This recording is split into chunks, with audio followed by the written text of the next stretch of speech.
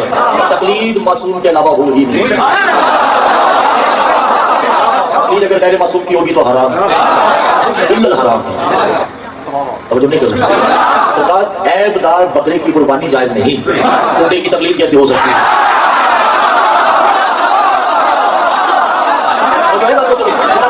शिर्क से कहते हैं कि बाप के अलावा किसी को बाप बनाना ये भी शिर्क है, माँ के अलावा किसी को माँ कहना ये भी शिर्क है, आए दिन रोजाना उस्ताद बदलते रहना ये भी शिर्क है।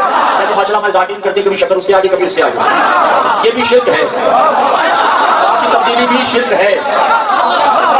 आयतुल्लाह, हमारे अलावा कोई अपने आप को आयतुल्लाह कहे ये भी शिर्क है। हुज्जतुल्लाह, हमारे अलावा कोई अपने आप को हुज्जतुल्लाह कहे ये भी शिर्क है। और मुज्तहिदुल्लाह, हमारे अलावा कोई अपने आप को मुज्तहिद कहे,